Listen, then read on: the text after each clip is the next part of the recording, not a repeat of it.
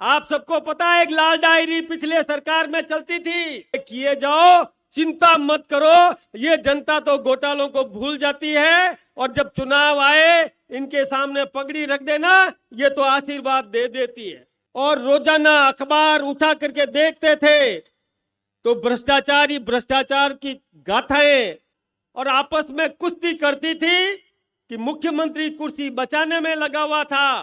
भूलना चाहिए क्या घोटालों को? पैसा तो आपका और लूट ये लोग मचाए, घोटालेबाजों को महत्व देना है कि नहीं?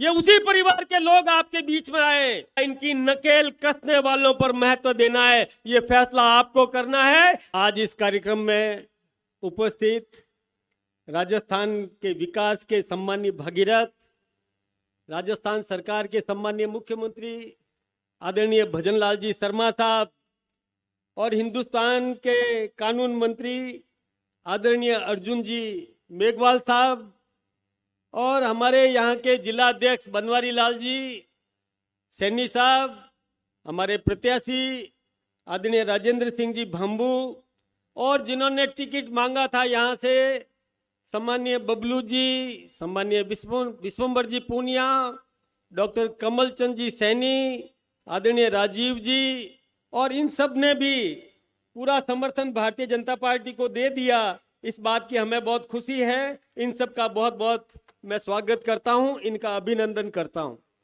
और जिन्होंने आज भारतीय जनता पार्टी की सदस्यता स्वीकार की, मैं उनका भी इस विशाल परिवार में आपका अभिनंदन करता हूं। हमारी राजस्थान सरकार के सम्मानीय मंत्री, मंच पर विराजमान समस्त जनप्रतिनिधिगण, मैं नाम सबका नहीं लूंगा क्योंकि समय की कमी है और हमारे मुख्यमंत्री जी को बोलना है। मैं आपसे एक दो निवेदन करना चाहूंगा। यहाँ विराजमान नौजवान साथियों, बुजुर्ग महानुभाव, भाइयों बहनों, आपने कई सरकारें देखी है और अपने में से अनेक लोग तो ऐसे हैं जो प्रारंभ से लेकर और आज तक कई सरकारों को बनते हुए देखा है। लेकिन आपने यह भी देखा होगा कि पहले की कांग्रेस की सरकार ने किस प्रकार के भ्रष्टाचार किए थे और रोजाना अखबार उठा करके देखते थे तो भ्रष्टाचार ही भ्रष्टाचार की गाथाएं हमको पढ़ने को और सुनने को मिलती थी। कभी 2G स्पेक्ट्रम, कभी पनडुब्बी घोटाला, कभी कोयला घोटाला, कभी चारा घोटाला, और घोटाले ही घोटाले नियमित रूप से अखबारों में पढ़ने को मिलते थे। और जब से हिंदुस्तान के प्रधानमंत्री आदरणीय नरेंद्र भाई मोदी देश के प्रधानमंत्री बने, उसके बाद किसी भी प्रकार का कोई भी घोटाला हिंदुस्तान में नहीं होने पाया। इसके लिए हम सबको नरेंद्र भाई का और अभिनंदन करना चाहिए। मैं नागरिक बंधुओं आपसे 2-3 निवेदन छोटे छोटे मैं करना चाहूंगा। एक महाराष्ट्र के पहले कांग्रेस के मुख्यमंत्री थे सुशील कुमार शिंदे, और जब ये घोटाले अखबारों में आते थे तो उन्होंने खुलेआम कहा था, वो कांग्रेस का महाराष्ट्र का मुख्यमंत्री थे और उन्होंने खुलेआम कहा था कि घोटाले किए जाओ, चिंता मत करो, ये जनता तो घोटालों को भूल जाती है और जब चुनाव आए इनके सामने पगड़ी रख देना, ये तो आशीर्वाद दे देती है। आप कमाल करें, आपके यहां भी एक लाल डायरी थी। आप सबको पता है एक लाल डायरी पिछले सरकार में चलती थी और उस लाल डायरी ने भी और कांग्रेस सरकार के कई घोटाले आप सबके सामने रखे। पिछली बार ये कांग्रेस सरकार और आपस में कुश्ती करती थी कि मुख्यमंत्री कुर्सी बचाने में लगा हुआ था और उप मुख्यमंत्री कुर्सी को हटाने में, कुर्सी का पाया तोड़ने में लगा हुआ था। ये इस प्रकार से लड़ते रहे। लेकिन यहां पर आप देख रहे हैं कि किस प्रकार से टिकट पाने वाले, इच्छा रखने वालों ने भी त्याग किया, समर्पण किया। यह देखना चाहिए, यह भारतीय जनता पार्टी के परिवार में आपको देखने को मिलेगा।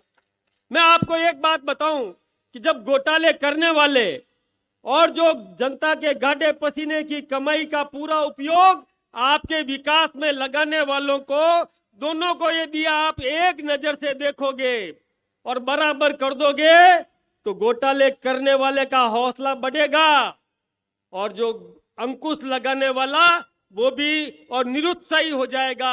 ये तो जनता तो भूल जाती है। क्या भूलना चाहिए? भूलना चाहिए क्या घोटालों को? नहीं तो फिर जवाब देना चाहिए आप सबको।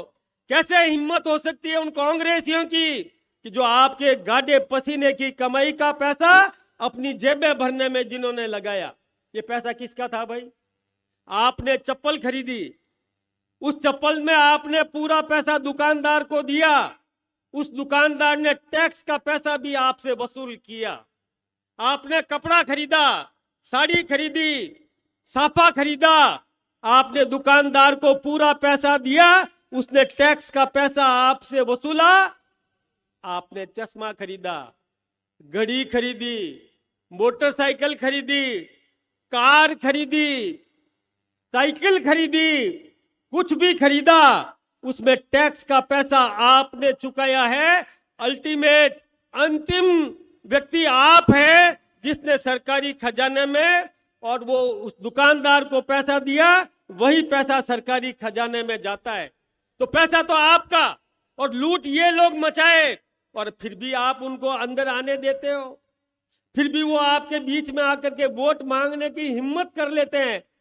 मैं आप सब जागरूक नागरिकों से ये आह्वान करना चाहता हूं कि जब कांग्रेसी आपके बीच में आए तो उनसे पूछा करो कि अरे भाई आप ये घोटाले करते थे और मोदी जी घोटाला रोक रहे हैं, भजन लाल जी घोटालों पर अंकुश लगा करके बैठे हैं, विकास के लिए प्रयत्न कर रहे हैं, और एक एक पैसा जनता की भलाई के लिए लगे, सड़कों में लगे, पानी में लगे और चिकित्सा में लगे, शिक्षा में लगे। इस प्रकार का काम ये कर रहे हैं, रात दिन मेहनत कर रहे हैं, बाहर से पैसा ला करके हिंदुस्तान के विकास में योगदान दे रहे हैं, ताकि यहाँ के आम आदमी का जीवन स्तर ऊंचा उठे, आम आदमी मजबूत बने। इस प्रकार की चिंता करने वाले आदरणीय भजन लाल जी आज आपके बीच में आए। ये फैसला आपको करना है कि घोटालेबाजों को महत्व देना है कि नहीं। ये उसी परिवार के लोग आपके बीच में आए, फिर से आए हैं। आप उनसे सवाल पूछिए, मत आने दीजिए अपने इलाके में। सवाल करिए कि आपने इतने घोटाले किए, आज घोटाला नहीं हो रहा है, तो हमको निर्णय करना है कि घोटालेबाजों को महत्व देना है या इनकी नकेल कसने वालों पर महत्व देना है। ये फैसला आपको करना है। यही बात कह के मेरी बात को समाप्त करूंगा। आप सबका बहुत बहुत अभिनंदन, बहुत बहुत धन्यवाद।